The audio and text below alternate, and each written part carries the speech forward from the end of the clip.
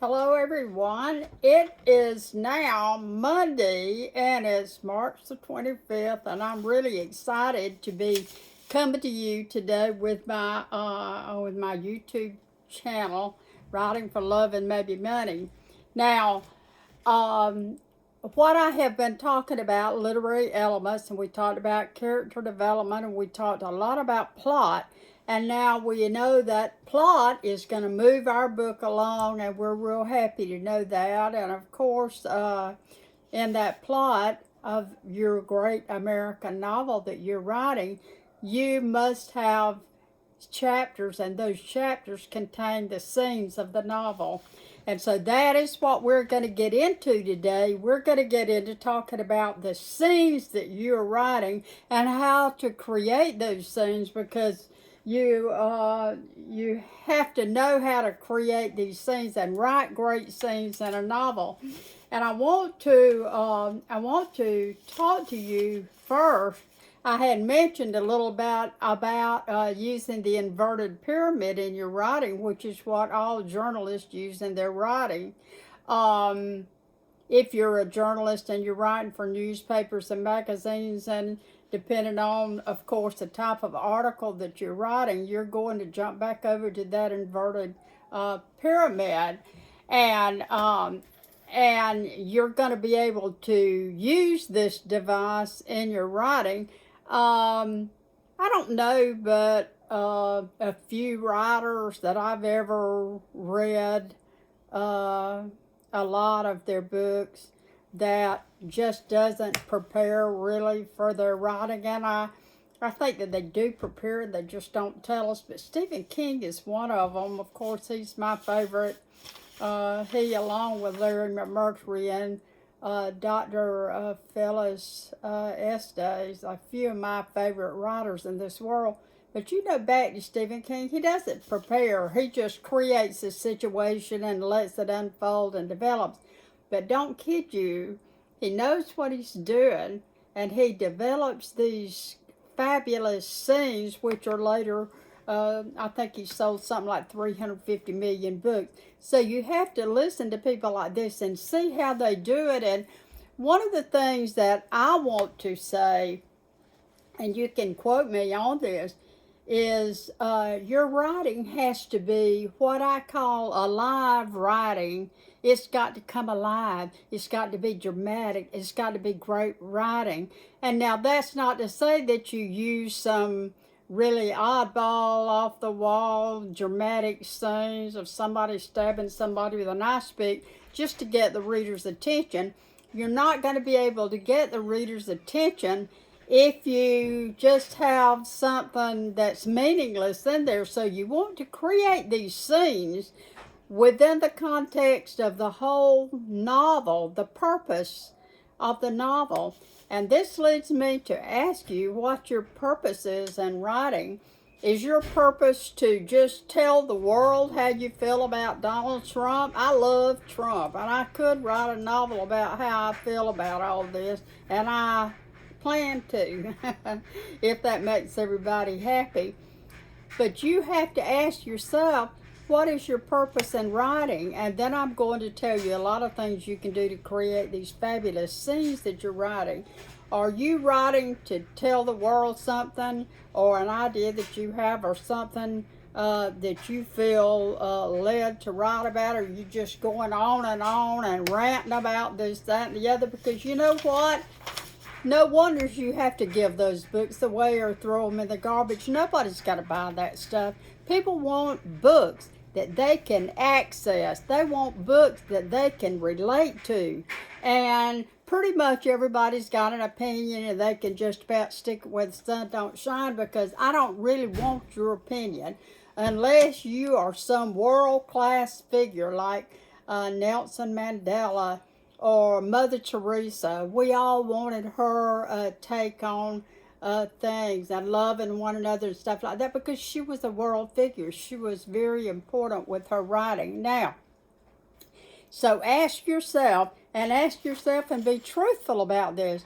What is your purpose in writing this particular novel? Is this just a great story that you've got, a great idea that you came up with? You've got to develop scenes within chapters to create this book. So you have to write the scenes that will unfold this story. Are you writing a children's book that will help children come to understand inclusion, or come to understand how much they love sports, or a certain problem exists and you're going to help this character solve that problem? Well, what is the purpose of this book? And so I want to get everybody to where they actually understand their purpose. I want you to know your purpose. I have said many times in many writers' conferences, workshops, as a keynote speaker in many events, I have insisted that you write your truth. And other great writers that, and I'm not saying I'm a great writer, but other writers that I know that have been successful at writing novels and books and writing for the public, they understand that the truth has to come out, that you have to write your truth. So write your truth. You know what your purpose is. You already know that. So you're going to now write your truth. And in the scenes that you're going to write, always remember, you're taking notes, I can see you writing right now, but always remember that in these scenes that you're going to create, you've got to, we writers call this, set the scene. We have to set our scenes. And we have to do this to start with, because the action and the lights, everything's got to start off with what I call a bang. You've got to start this with a bang. I've got to know where the people are and what they're doing. I want to know their location. I want to know what time it is. Is it the month of June? Is it June in Paris maybe? If so, I might start my scene by saying, in Paris, the month of June is always sticky, hot, and it affects people's feeling good, or it makes them too hot or whatever. So I want to know when this is taking place. I might say in 1935 out in the boondocks of Georgia, or which all of my books are set in Georgia. Y'all know that by now. I might say in 1944, back in the backwoods in Alabama, there was this old house sitting on a hill, and a soldier came walking down the road. You see what I'm doing? I am what we call setting the scene. I am getting into the location and who's doing what. Okay, in other words, so I'm setting the scene, and that's the first thing that I'm going to be doing. Now, I've said this before, and you keep this in mind. What's happening? If you get back into the inverted pyramid that the old school journalists used, which I was an old school journalist and used all this stuff, I want to know where this is happening, what's happening, and who it's happening to. Then I'm going to tell all the other, and I said the other day that the inverted pyramid wrote the most important stuff first, and then the other stuff occurred in ascended according to the importance of the details, and I was wrong about that. The other details occur in a descending fashion. In other words, the who it is, the what it is, the where it is, all this is told first.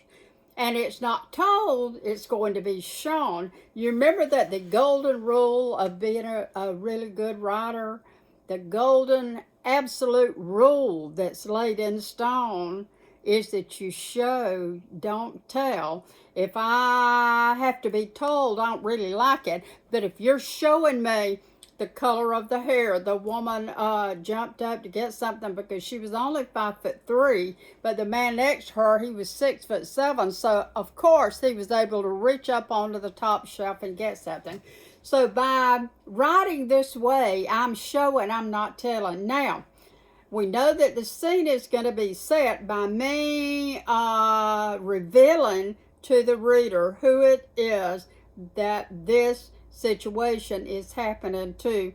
two children playing in a ballpark find a little gold egg sticking out of the dirt, and it's got some diamonds inside it, and they're trying to find out who this belongs to. Well, what fun that would be. Now, as we go through this, I'm going to reach right here and get my little notepad. And you know by now, and I know to share this with you, that situation or that happening that you're writing about has got to have substance. There was an old ad from a hamburger ad, and remember it? I think it was a Wendy's ad, and it would always say, "Where's the beef?" Could have been McDonald's. But in this scene that you're writing, you have to have substance. Something has to happen. There has to be, the characters have to have a purpose and a goal. And that goal and that purpose has to grow and expand and change. If there's no change, there's no scene. Now let me tell you something else that many great writers will tell you. To keep that scene in the viewpoint of one person, or the point of view comes from one character. Don't have a lot of different characters in that chapter trying to talk about what they want and how they're doing and whatever. You can show this interaction, but you want your point of view to come from one character. I would say one character per chapter. And the reason that I say that is because all the characters that we're writing about, if we have multiple characters in here, then what we have is we have different characters wanting different things. Every character in your book that you're writing sees himself as the big star of the book. They see themselves as the big hero of the situation. It doesn't matter whether you really like them, whether they're easy to like or easy to hate. Every character sees himself as a big cheese, and that is something that many writers will tell you. And now, we've gotten into the important details of this scene. We're telling who it is, where it is, and we're keeping that point of view from one character. And now we're moving forward because change is happening. And something that has got to happen is, of course, and I've said this a million times, is change. My friend, and I want to drop out for just a minute and say this, because I'm about to forget it. Let me say this, okay? I want to shout a hello out to Jean Foles down in Quincy, down there in Tallahassee, Florida. She is one of my best lifelong friends. I love her so much. And Jean, hello, how are you? We love you so much. Jean has had some cancer surgery lately, and she's having some other surgery to go along with it. And I think she had that yesterday. And I just want to shout out to you. Hello, I hope you're watching this video, and I really hope you and that clown you're married to, Jim, writes a book maybe about your experiences, or it could be funny because he is such a funny person, and I'm just kidding about him being a clown, but he is much loved. And Jean, you are much loved by me. I wish you so well, and I'm praying for you. As we go through the details of the stories of our life, the reason I mentioned this about Jean, everybody's got a story. She's had cancer before, and now she's had surgery, and we hope that great healing is coming her way. But everybody has a story. So when you're writing about these characters, make sure that you're writing the truth about these characters. And the way that you get that truth is you think about how you might feel in that situation. How do I feel when that mother with 5 kids comes in a restaurant and all those kids are hollering and crying and fighting over the cookies and stuff like that? I'm so sorry for her. I love her. I want those kids to get what they want. If she doesn't have the money, I'll probably lean over there and give her a couple of bucks. But you see what I'm saying? If you go to the beach and somebody's fighting with a little dog trying to get him to get in the water and he doesn't want to, I literally myself have gone down to the water and fought with somebody, just about come to blows with them about trying to make a dog swim when he didn't want to swim. So see, the truth was in that. So if I'm writing a story about something similar, then I can put in there how I felt about it. How do you feel? How does this character feel? What changes about the way the character feels as they go along? So I have talked to you a good bit about creating scenes. You want to, the reason I keep saying you want to put the time in it, you want to tell me, you want to show me. Maybe she was looking at an electronic calendar on the wall, or one of those little electronic signs, and it was saying today's date is Saturday, March the whatever of whatever year. Now, after a while, you might remind the reader in the next scene where they are and what they're doing and stuff like that, because one thing you don't want the reader to do is have to go back to the previous chapter to see where they are and what they're doing. So you want to kind of keep that in the forefront of where they are. In a children's book, you have to ask yourself, what is this child getting out of this book? What is the mantra? What is the refrain that they're going to get out of this book? And so the same thing applies to an adult novel. What is the feeling that this reader's getting? Is it a feeling of love and everything flowing smoothly? Is it a feeling that somebody's cheated or somebody's taken something that doesn't belong to them? And so we've gotten into the story. We're reminding the reader of where we're at. We have gotten in our minds that we have to don't keep the change. In other words, change has to occur. Don't keep the change hidden. This character has to change as you go along, with the rise in action flowing like a river all the way up to the peak at the climax, at which point the type of action is going to change some on the other side of the climax of the story. And we have to keep in mind that change has occurred. Characters have developed. This is what we call character development.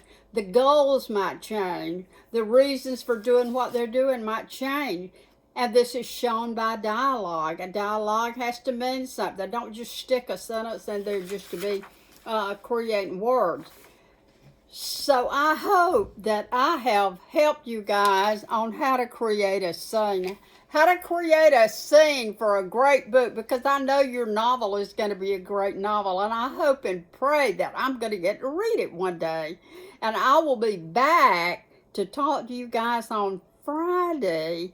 And the next subject that we're going to talk about is going to be great beginnings and how to really get this novel started off in a great way and great endings per chapter. I'm going to talk to you about great beginnings and great endings per chapter. If you don't end with a great ending, and what is a great ending? Well, I'm going to explain that to you in the Friday video. Don't you dare miss it. What I would like for you to do now is subscribe to the video, Writing for Love and Maybe Money. You can put into the search field my name, Peggy Mercer YouTube channel, and then you go and you subscribe to that. It's the only thing I know of that's free this day and time. And I just will tell you that we're all feeling the crunch this day and time from the high cost of living and the exorbitant, ridiculous money that's going out of our pockets to other countries for issues that they are having. You want to invite people into your home and give them everything you've got, but you just can't do that. And the United States of America can't do that either, and we're on a collision course, big time, if it continues. I didn't mean to get in politics, but I got into politics, and I might do it again. Meanwhile, I'll see you guys on Friday.